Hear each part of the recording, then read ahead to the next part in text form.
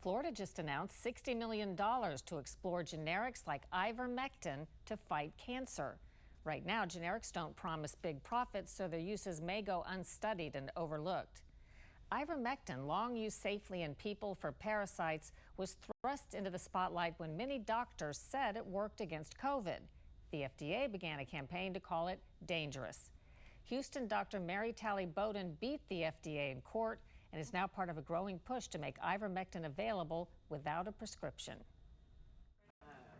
In 2021, the FDA was heavily promoting the upcoming COVID vaccine and discouraging prevention or treatment with medicine like ivermectin.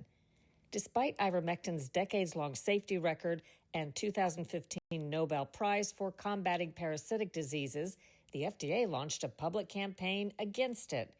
That included the FDA's infamous "You are not a horse, you are not a cow" tweet. And the FDA was falsely implying this is horse medicine that you people are taking, which is not true. Exactly. They branded it as horse medicine. It was a hit job on ivermectin. So we sued them, myself and two other doctors.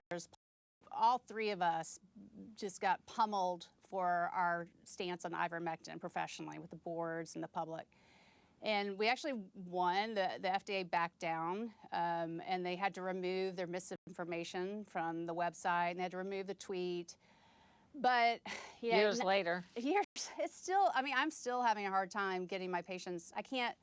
If I send a prescription to Walgreens for ivermectin, there's probably a 75% chance they're not going to fill it, and that's 4 years later.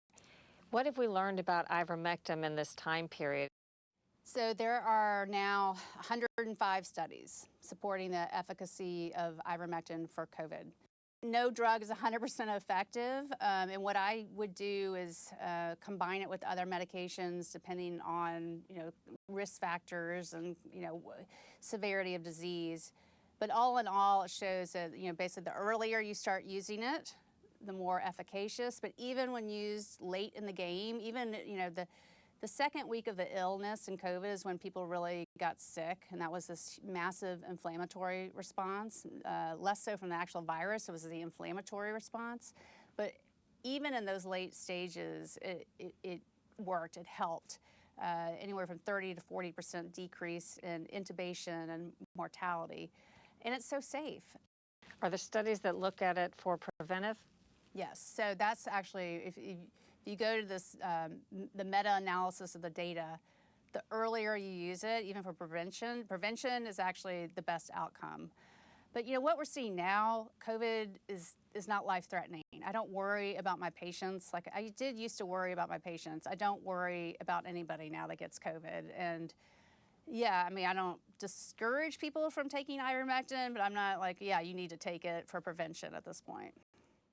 What is the status of over-the-counter efforts in states? And are you involved in some sort of effort to try to lobby the states to do this in the absence of action from the federal government? 17 states filed bills this last session to make it over-the-counter, and 4 have been successful. So Tennessee was the first in 2022. Most recently was Louisiana, but Idaho and Arkansas are also in there. Problem is, what I'm hearing from people, at least on X, is that even though they are legally allowed to sell it over the counter, you've got to find a willing pharmacist, and that's problematic sometimes.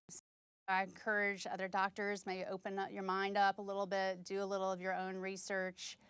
And yes, you can do something about a virus early. And even ivermectin can be used for other viruses. It has 20 mechanisms of action. It's anti-inflammatory, so even if you're not treating the virus, you can treat inflammation with it, and it's super safe. In June, American frontline doctors filed a citizen petition to make ivermectin and hydroxychloroquine over the counter federally, but there's been no answer.